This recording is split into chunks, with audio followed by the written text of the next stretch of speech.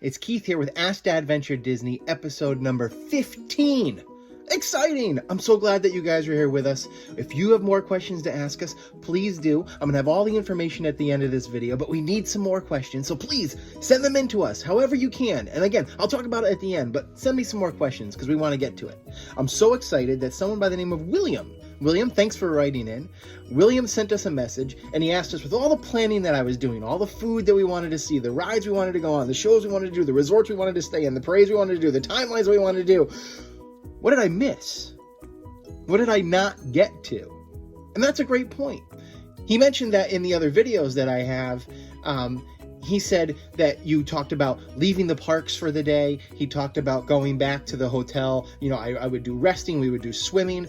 We would kind of space our fast passes out so we wouldn't have to be running around the parks back and forth, letting the kids nap, letting the kids rest in the stroller. All of these things led to not being able to do everything we wanted to do in the 5 days that we were there. So we asked, what did you miss?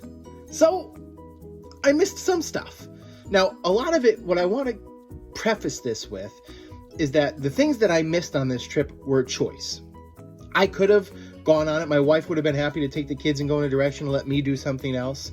But for the most part, it was a choice of the things that I didn't get to do with the family. Now, some of them we just missed out on. So some of them we just didn't have the time to do it, and I thought we would.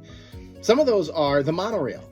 We never got to go on the Disney monorail, which is like a rite of passage when you go to Disney. My 3 kids have never been on a monorail, and after this trip, they're still not on the monorail. So it's definitely going to be on our list for the next one. I mean, to be able to hear that message. Please stand clear of the doors. Por favor, manténganse alejado de las puertas.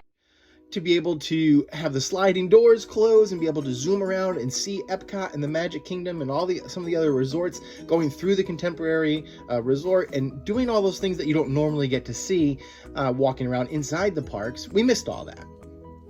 Same thing, we didn't get a chance to go on the riverboat at Magic Kingdom, which I absolutely love. It's a great downtime. It's quiet. We could have let the kids rest there. We just never, on our Magic Kingdom days, we just never got on that boat. We never got a chance to get on there. And then the railroad was closed.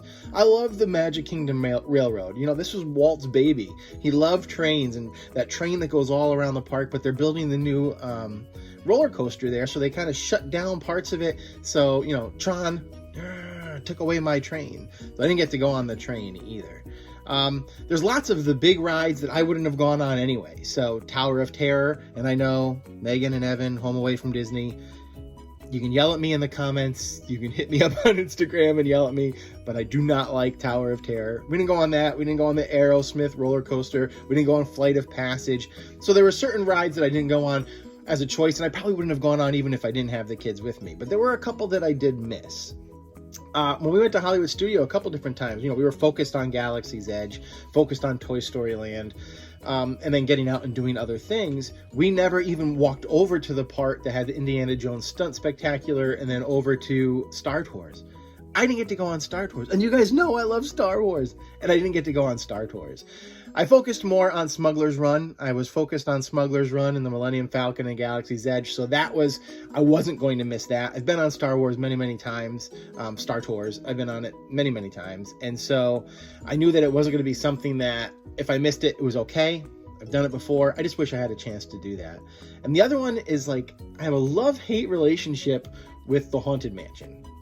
The Haunted Mansion is one of the classic Disney rides. I love the classic Disney rides like the Jungle Cruise and Pirates, things like that. But the Haunted Mansion, I never got a chance to go on when I was little because I got too scared. I was in 6th grade. My grandparents wanted to take me. I was like, no, too scared. I sat outside and had a churro. I went back as an adult, found the same churro stand, but I found the sign that told me the Haunted Mansion was closed, and I didn't get to go on it. When I finally got to go on the Haunted Mansion, it was so much fun, and I missed out on so much of it. However, with my kids being so young, 6, 4, and 2 now, so they were 5, 3, and 1 when we went, going onto the Haunted Mansion and kind of being scared on purpose wasn't in the cards, and we weren't going to get a chance to do that. It's probably the one ride I would have said to my wife, you know what, why don't you take the kids over and get a churro or something, and I'm going to go on the Haunted Mansion. But I just didn't. We never got around to it. I wasn't going to fast pass it because we want a fast pass that the whole family can use. So we went on Winnie the Pooh. We went on Little Mermaid 5 different times. We never got a chance to get over to the Haunted Mansion, and that's fine. I'll go on it again. I know that as my kids get a little bit older, the next visit that we go to in the next year or two, they're going to go on it with me. At least maybe the older son will, and we'll be able to enjoy it then. Or I'll just hop on myself one day and make sure that I catch up on the Haunted Mansion and see how all the haunts are doing. One of the things that we missed, and I'm okay with, we kind of planned to miss this, but it's kind of disappointing, was we were at the Magic Kingdom for the fireworks the one night that Magic Kingdom was open to the general public, because they have at the time we went, it was November, and they have Mickey's special Christmas party that you have to pay extra admission to on most nights. But there's certain nights during the week that they don't have that, and you can stay late in the parks. And it's usually extra magic hours for resort guests, which this night was. And you get to watch the fireworks. Now, my kids like fireworks. They're okay with it. Loud noises, big crowds. Late at night after their bedtime, not a great idea to combine all those things together. So we watched the Magic Kingdom fireworks from the side on the steps at Cosmic Rays, the restaurant, which kind of looks at the side of the Magic Kingdom castle, kind of Cinderella's castle, like from behind it on the side. So we could see the fireworks going up, you could hear the music, you could see the lights flashing, but we didn't get to see any of the projections on the front of the castle at all. We missed all that. So I would have liked to see that. I've never actually seen the projections that close. Since they've been doing the projections, it's been a while since I've been there.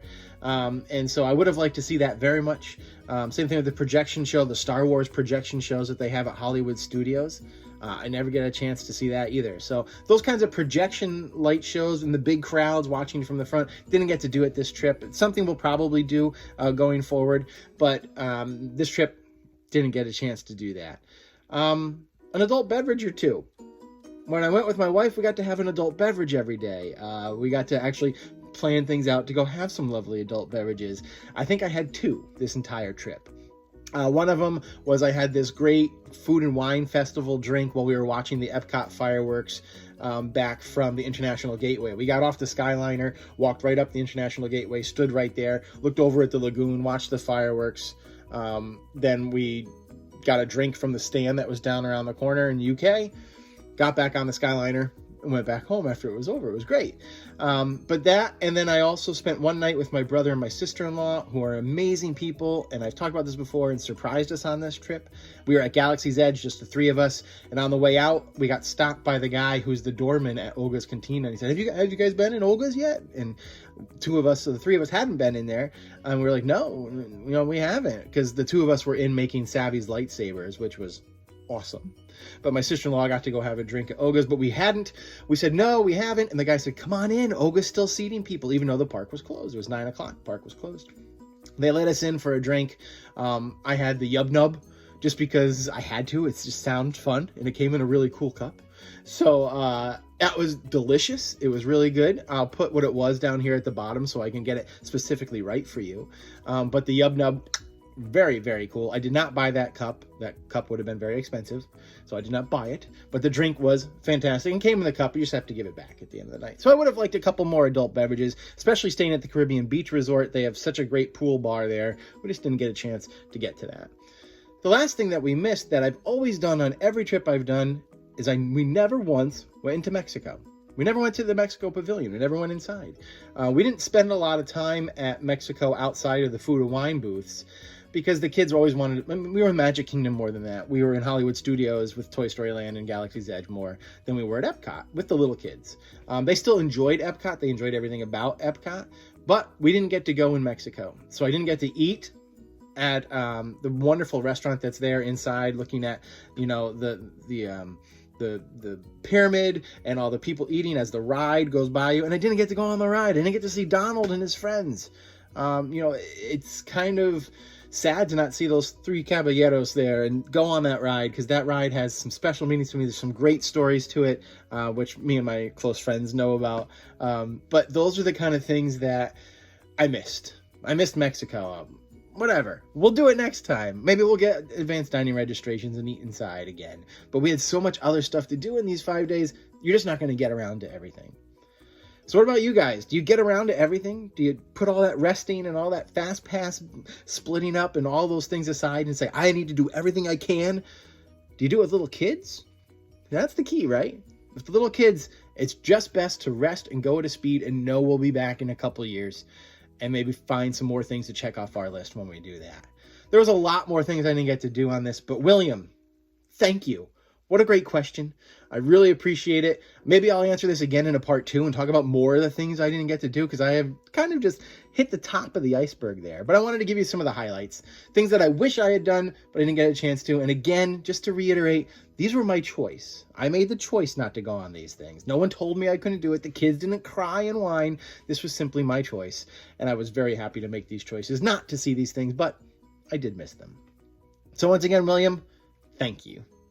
Thank you so much for sending this question. But now it's your turn. You have to send in a question, please.